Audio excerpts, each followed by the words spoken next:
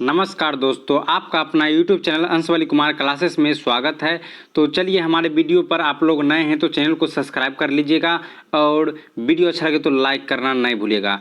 आज हम शुरू करते हैं नागरिक शास्त्र यानी कि सिविक्स में आज हम क्लास 10 का सभी प्रश्न का उत्तर बतलाएंगे।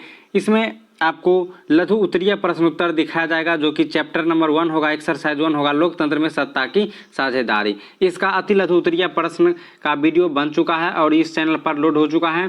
अगर आप लोग देखना चाहते हैं तो चैनल के डिस्क्रिप्शन में यानी कि इस वीडियो के डिस्क्रिप्शन में भी जाकर देख सकते हैं। तो चलिए हम वीडियो को आगे बढ़ाते हैं। तो पहला प्रश्न पर चलते हैं। प्रश्न संख्या 1 कहता है कि सांप्रदायिकता को परिभाषा दे। सांप्रदायिकता को परिभाषा दे यानी कि सांप्रदायिकता जो होता है उसके बारे में बताने के लिए बोल रहा है। तो चलिए इसका हल हम करते हैं। तो इसमें कहता है कि जब हम यह कहते हैं कि धर्म ही समुदाय का निर्माण करती है तो सामुदायिक राजनीति का जन्म होता है। जब हम लोग बोलते हैं कि धर्म ही समुदाय का निर्माण करता है, इसको ही सामुदायिक राजनीति का जन्म होता है इसी से। और इस अवधारणा पर आधारित सोच ही सांप्रदायिकता है।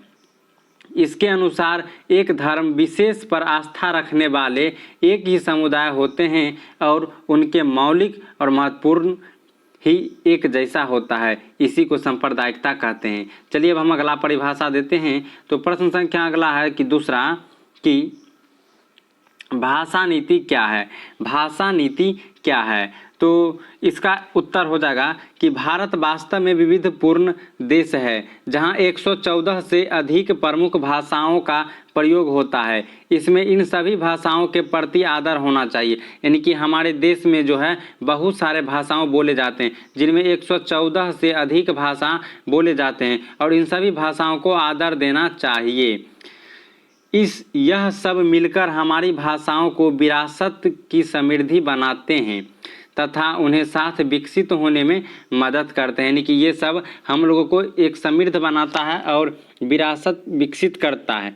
चलिए अगला कहता है कि अतः प्रमुख भाषाओं को समाहित करने की नीति को राष्ट्रीय एकता के मजबूत किया है। यानी कि सभी भाषा का जो है एकता बनाकर राष्ट्रीय को मजबूत करता है और भारतीय संविधान में प्रमुख भाषाओं का समाहित किया जाता है जैसे हिंदी, अंग्रेजी, बांग्ला, तेलुगु, कन्नड़ भाषा नीति है। इसे अपनाकर राष्ट्रीय एकता को सफल बनाया गया है। यानी कि इन्हीं सभी भाषा को एक साथ करके राष्ट्रीय एकता का सफल बनाया गया है। तो चलिए अगला प्रश्न पर चलते हैं। तो अगला प्रश्न इस प्रकार है कि नारी सशक्तिकरण से आपका क्या अभिप्राय है।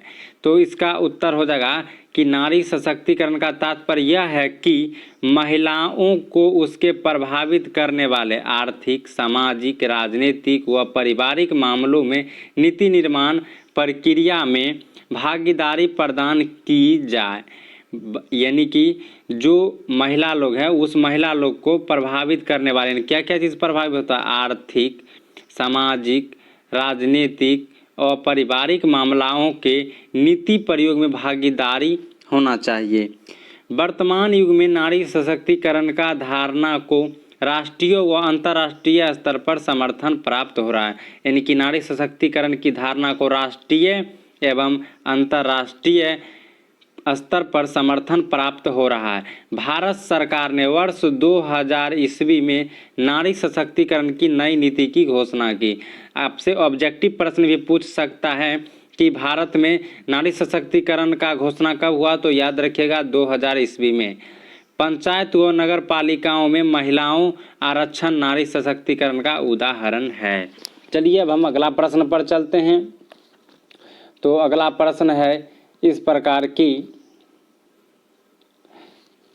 संघात्मक शासन व्यवस्था में लिखित संविधान क्यों आवश्यक है। यानी कि संघात्मक शासन व्यवस्था जो है उसमें लिखित संविधान क्यों आवश्यक है, ये प्रश्न में पूछा जा रहा है। तो इसका आंसर हो जाएगा कि संघात्मक शासन व्यवस्था में लिखित संविधान आवश्यक है क्योंकि इस शासन व्यवस्था में राज्य व केंद्र सरकार के बीच शक्ति का बंटवारा किया जाता है और शक्ति का बंटवारा संविधान द्वारा ही किया जाता है। यदि संविधान लिखित नहीं होगा तथा शक्तियों का बंटवारा स्पष्ट सुनिश्चित नहीं होगा तो केंद्र व राज्य के बीच अधिक अपवाद उत्पन्न होगा। इसलिए संघात्मक शासन व्यवस्था में लिखित संविधान की आवश्यक है। तो चलिए इसमें कहता है कि संघात्मक शासन व्यवस्था में लिखित संविधान आवश्यक है, क्योंकि इस शासन में जो है राज्य एवं केंद्र यानी कि राज्य एवं केंद्र के बीच शक्ति का बंटवारा होता है, और जब शक्ति का बंटवारा होता है तो संविधान द्वारा बंटवारा होता है। इसीलिए इसमें संविधान का लिखित होना बहुत जरूरी होता है, आवश्यक होता है, नहीं तो दोनों के बीच विवाद भी उत्पन्न हो सकता है। चलिए अब अगला प्रश्न पर चलते हैं। अगला प्रश्न इस प्रकार है कि सांप्रदायिक सद्भाव के लिए आप क्या करेंगे? सांप्रदायिक सद्भाव के लिए आप क्या करेंगे? तो चलिए इसका हम आंसर बतलाते हैं कि हम लोग क्या करेंगे। तो भारत में विभिन्न धर्मों के लोग निवास करते हैं। सही बात है कि भारत में एक से अधिक धर्मों का लोग रहते हैं। धार्मिक पहचान के आधार पर यानी कि धार्मिक पहचान के आधार पर राजनीतिक व आर्थिक स्वार्थों की पूर्ति के कारण सांप्रदायिक सद्भाव के स्थान पर सांप्रदायिक संघर्ष का जन्म होता है।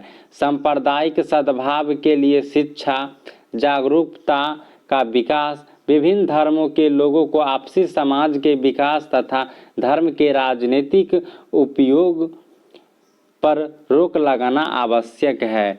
यानी कि हमारे देश में बहुत सारे धर्म रहते हैं और सभी धार्मिक पहचान के आधार होता है, जिसका राजनीतिक व आर्थिक स्वार्थों के पूर्ण कारण सांप्रदायिक सद्भाव का स्थान पर सांप्रदायिक संघर्ष का जन्म होता है। और जिसके कारण यह शिक्षा जब यह शिक्षा और जागरूकता होगा तभी और का विकास होगा और विभिन्न धर्मों के लोगों को आपसी समाज में विकास होगा तथा धर्म के राजनीतिक उपयोग पर रोक लगाना आवश्यक है।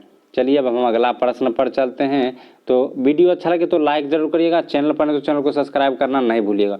अगला प्रश्न कहता है सामाजिक विविधता राष्ट्र के लिए कब घातक बन जाती है? सामाजिक विविधता वैसे तो समाज के विकास का लक्षण है, यानी कि सामाजिक विविधता जो है वो तो समाज के विकास का लक्षण है। लेकिन जब यह विविधता लोगों के तनाव, संघर्ष, अलगाववाद का जन्म देती है तो यह राष्ट्र के लिए घातक बन जाती है।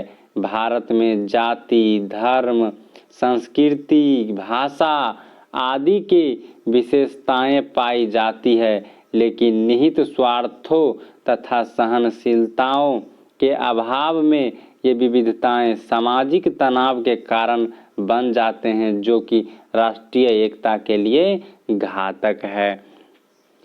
चलिए अब हम अगला प्रश्न पर चलते हैं। वीडियो अच्छा लगे तो लाइक करते रहिएगा, चैनल पर नहीं तो चैनल को सब्सक्राइब करते रहिएगा। और ये सभी प्रश्न को आप कॉपी पर लिखकर याद भी कर सकते हैं अच्छे तरीके से। तो चलिए अब हम अगला प्रश्न पर चलते हैं। अगला प्रश्न कहता है कि भारत की विधायिकाओं में महिलाओं के प्रतिनिधित्व की स्थिति क्या है? तो चलिए इसका आंसर देखते हैं कि यद्यपि मनुष्य जाति की आबादी में महिलाओं की संख्या आधा है, यानी कि मनुष्य जाति के प्रति महिला का संख्या आधा है, 1/2 है, पर सार्वजनिक जीवन में खासकर राजनीतिक में उनकी भूमिका नगण्य है। यानी कि सार्वजनिक जीवन में खासकर राजनीतिक क्षेत्र में महिलाओं का भूमिका नगण्य है। नगण्य मतलब होता है छोटा है। पहले सिर्फ पुरुष वर्ग के ही सार्वजनिक मामलों में भागीदारी करने, जैसे वोट देना या सार्वजनिक पदों के लिए चुनाव लड़ने का अनुमति थी। यानी कि पहले का जो जमाना था उसमें अधिकतर पुरुषों को ही भागीदारी होता था और वो वोट देता था और वोट लड़ता भी था। लेकिन सार्वजनिक जीवन में हिस्सेदारी हेतु महिलाओं के काफ़ी मेहनत करनी पड़ी। यानी कि हिस्सेदारी लेने के लिए, हेतु का मतलब होता है के लिए, हिस्सेदारी के लिए महिला को अधिक मेहनत करना पड़ा। अब आगे देखते हैं क्या लिखा हुआ है कि आगे लिखा महिलाओं के प्रति समाज की घटिया सोच के कारण ही महिला आंदोलन की शुरुआत हुई। यानी कि महिलाओं के प्रति जो है घटिया सोच समाज में रहता है, उसी सोच के कारण महिलाओं ने एक आंदोलन शुरू किया जिसका नाम हुआ महिला आंदोलन की शुरुआत हुई। महिला आंदोलन का मुख्य मांग था कि सत्ता में भागीदारी। मुख्य मांग क्या थी? कि सत्ता में भागीदारी की मांग रही थी।